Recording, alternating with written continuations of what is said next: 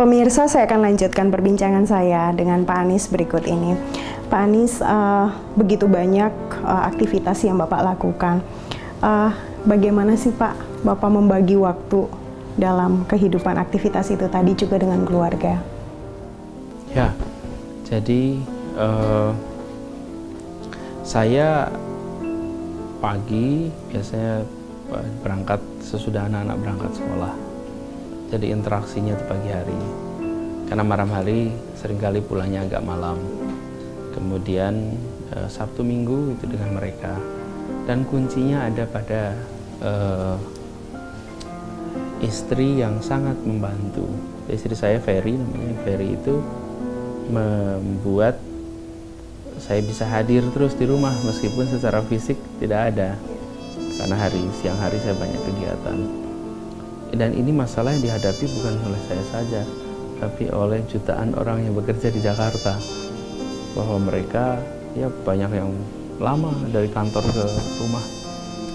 Jadi karena itu kerjasama dengan istri atau suami menjadi mendasar di situ. Dan alhamdulillah dengan cara itu interaksi bisa terkelola dengan baik.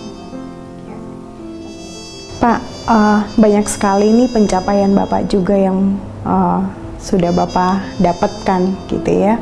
Apa sih Pak arti pencapaian-pencapaian itu? Salah satunya tadi kan Bapak termasuk juga 20 masuk dalam daftar 20 pemimpin dunia versi majalah Foresight. Ya, saya merasa fokus utamanya tidak pada cita-cita, tapi pada misi. Cita-cita itu sesuatu yang harus diraih.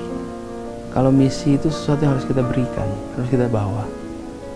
Nah, saya sendiri merasa apa yang saya kerjakan selama ini, ya jalankan misi itu untuk kalau istilah kami melunasi janji kemerdekaan. Karena saya bagian dari republik ini dan ikut bertanggung jawab untuk bisa memastikan itu terbayar lunas. Nah, award, kemudian apresiasi dan lain-lain, itu sesuatu yang tidak pernah diminta, tidak pernah apply, atau datang sendiri, dan itu menjadi pemicu untuk bisa melakukan lebih baik. Dan kita harus ingat, yang penting bukan awardnya, tetapi makna dari peran yang kita mainkan, karena itu yang lebih dirasakan. Saya mungkin nggak ada di catatan online di mana-mana, tapi saya ketika masih SMA di Jogja itu sering melayat, Mbak. Jika ada orang yang muncul di kabar berita di koran meninggal, yang masuk di koran itu kalau meninggal pasti seseorang. Di situ saya perhatikan, Mbak. Saya pernah melayat Kiai Ali Maksum. Puluhan ribu orang datang mengantar dia pulang. Itu dibayar pakai apapun, nggak bisa orang datang melayat seperti itu. Sri Sultan Hamengkubuwono ke-9, beliau meninggal, nggak tahu berapa ratus ribu orang datang untuk mengantarkan pulang. Ada beberapa orang mantan pejuang waktu itu. Jadi saya memperhatikan mereka saat berpulang itu, di situ cermin dari akumulasi pahala dan makna kehadiran selama hidupnya. Tidak bisa orang dibayar untuk melayat, Mbak, dan tidak bisa orang itu dibayar untuk menunjukkan simpatinya. Itu datang karena kehadiran selama hidupnya bermakna. Kita ingin cari itu, Mbak. Kita ingin memberikan makna itu.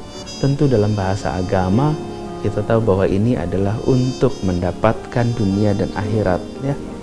Tapi coba dengan bahasa keduniaan saja.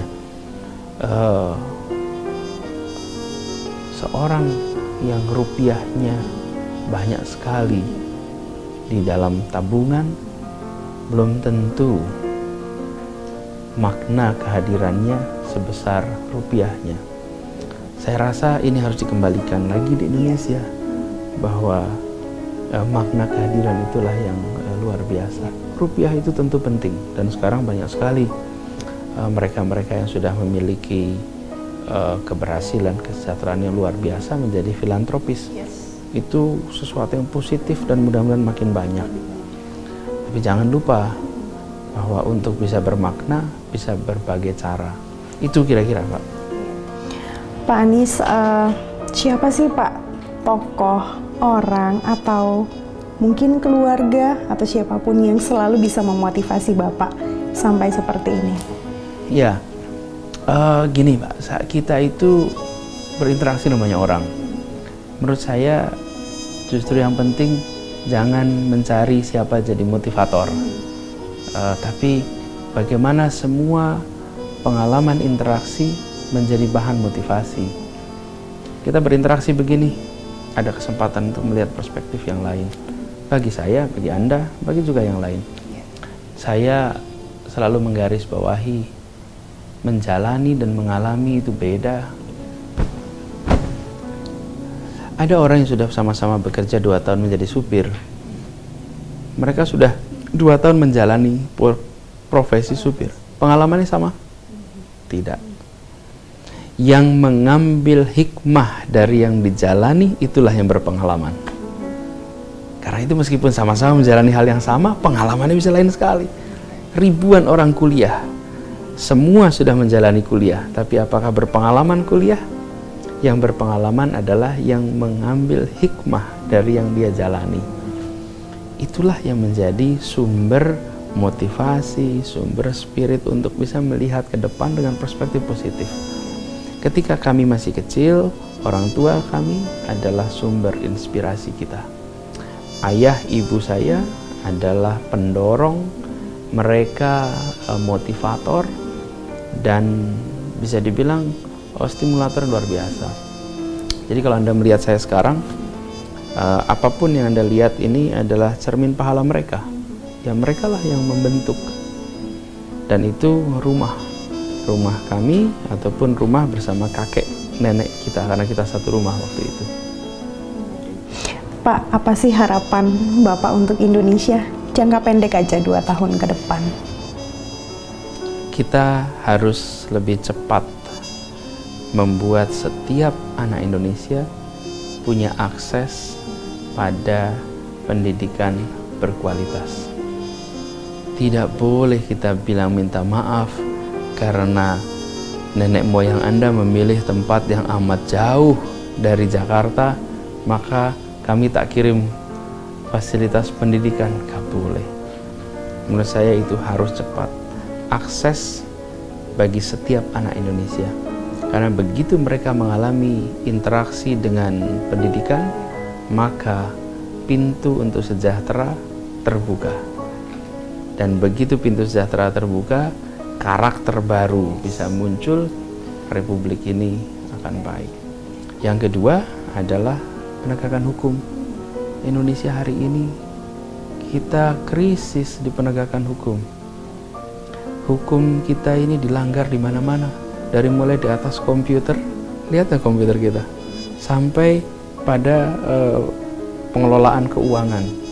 Pelanggaran hukum di kita sekarang ini semudah melanggar lampu-lampu atau rambu-rambu lalu lintas. Seperti nggak dosa itu. Kalau Anda lihat ada tanda dilarang belok kanan aja seperti nggak ada yang pusing. Hari ini seperti itu. Menurut saya, Indonesia kalau maju berkembang, kita ada ekonomi yang baik, ada demokratis, dan ada ketertiban hukum yang baik. Kita akan lanjutkan ke segmen berikutnya setelah yang satu ini, Pak. Sahabat Excellent dan pemirsa dimanapun Anda berada, sudah sangat banyak informasi, banyak inspirasi yang Anda dapatkan dari perbincangan saya dengan Pak Anies Baswedan. Kita akan lanjutkan setelah yang satu ini.